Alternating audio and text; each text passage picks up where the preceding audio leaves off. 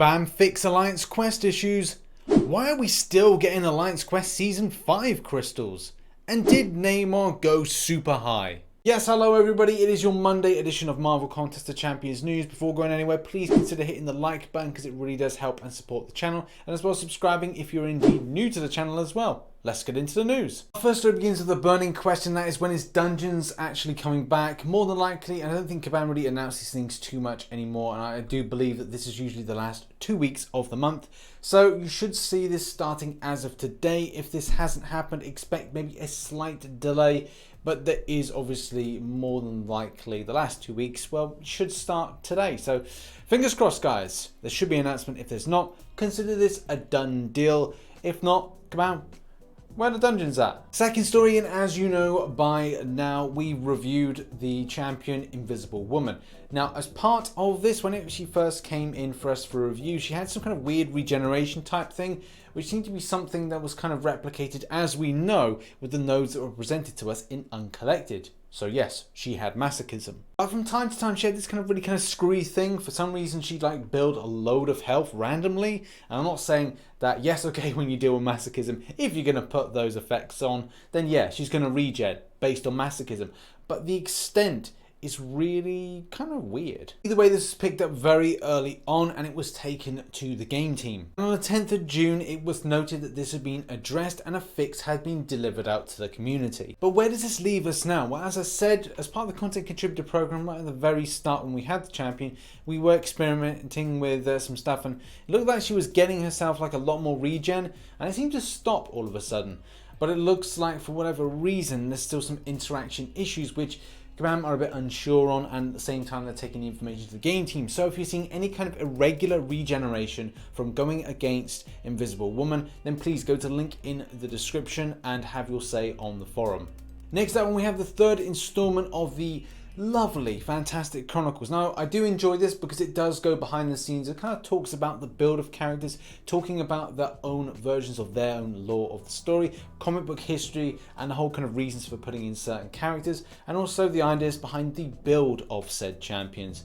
And obviously, this is very much pointed on the Fantastic Four. So if you've got any interest in that kind of stuff, as well as want to know a bit more about Kabam's journey with the characters, then go to the link in the description down below. Also, it talks about the build of Namor, also a big champion in the future that is associated with stuff that's going on, which Gabe says that we're going to really lap up and like. So I'm quite optimistic for this, and will this be something that will be presented in New York Comic Con? I just don't know, but I'd like to think that that would be the case. And maybe I could get an opportunity to have an interview with somebody at Kabam. Maybe it would be Gabe.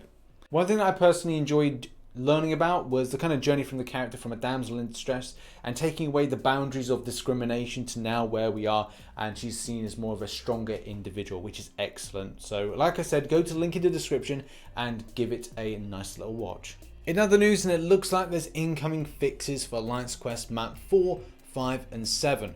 For Map 7, it looks like swapping the bleed node on She-Hulk with Can't Stop Won't Stop, and also removing buff duration from the champion and reducing 100% power gain to 50% power gain. Things in Map 7 that was frustrating a lot of players, and obviously it's very disappointing the way that we've kind of shifted this difficulty. So it is very much push on the monetary side of things, which I know a lot of you endgame players and you lot of top alliances are not too happy about at the moment. Also, for the lower alliances that are doing Map 5, reducing both Hyperion's mini-boss Empathic Lock 3 to Empathic Lock 1, which is an not extensive downgrade, but still good enough, I think, for people to deal with. And also swapping Oscillate for Sadist and Hyperion's mini-boss. So those are positive changes. And not to mention those running Map 4, swapping Force of Will with unblockable specials on the Thanos boss. In some ways, hopefully that helps. It may be a case that there may be a little bit of concern from those that run Map 4, but predominantly that is a good shift for the community. And sticking with the story of Alliance Quest, there is a real frustration and bugbear at the moment. Last I checked, we're in Season 6 of Alliance Quest, and for some reason we're still getting the crystals for Season 5. It's really weird at the moment. I've seen no response from any of the administrators, any of the Kabam team on the subject, but you kind of feel this should have been addressed at the point of the first quest going in, that we go, right, well, we're in Map 6, we're in Season 6, so therefore we should get Season 6 crystals. and we're not getting it. And like I said, no answer from Kabam at the moment. As soon as we get some sort of an answer, hopefully it's addressed. Hopefully they then kind of give us those particular crystals, maybe swap them out, and if that's too much of a trouble, then at least just send us the equal amount back, depending if they've scaled them up or scaled them down, or they exactly like for like. If that's the case, then it shouldn't be so much hassle for it. But either way, it will be nice to see this be addressed ASAP. And now on to Act 6.2, something that has been a frustration, slight success for some people. The gating kind of was a bit frustrating, but what is happening? Have Kabam addressed some issues? Because remember, when Kabam put in content, most of the times it isn't perfect, which is a little bit disappointing. But what has Kabam got to say? Well, fixed an issue where Back Blast was activating when critical hit exceeded 3% of the opponent's maximum HP instead of 5%. Fixed an issue where Mr. Sinister in 6.2.2 was regenerating more than he should from critical hits.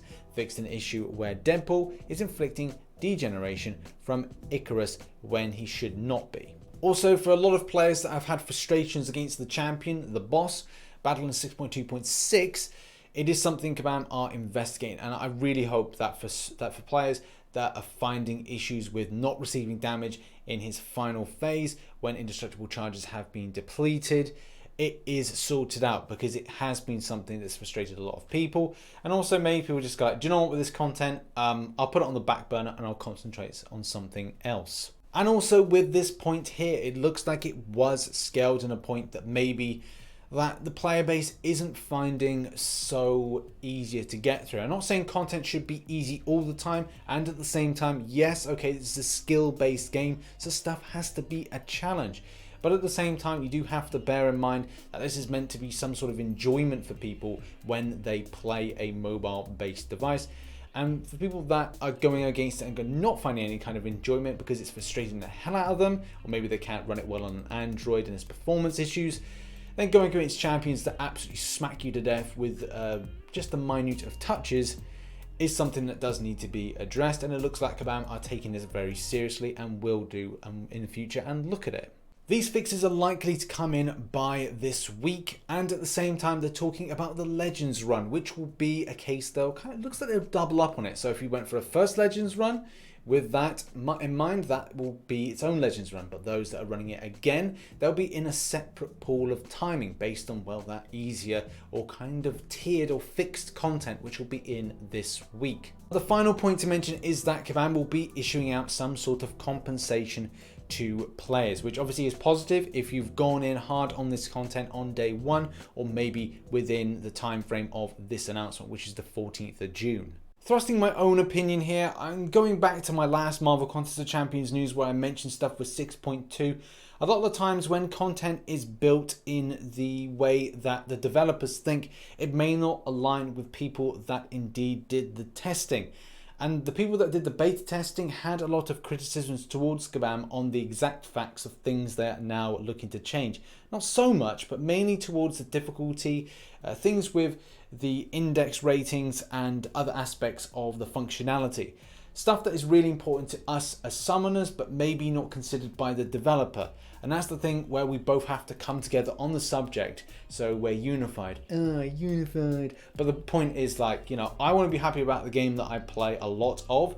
You want to be the same with me, you want to be happy as well, and the developer want to be happy with us as players, that we're happy, everybody's happy. But at the moment, and I think for this good year, it's not been the case that there's not been so many happy times. There's been a lot more of the criticism, negative feedback, which needs to change. And I really don't know when this is going to change, because it's been like this for a long ass time. And moving on to our final story, and what the hell happened to the Namor Arena? Yes, because people went mad. This went really mad, except for the 3-star one. That seemed to be a little bit more scaled down and normal.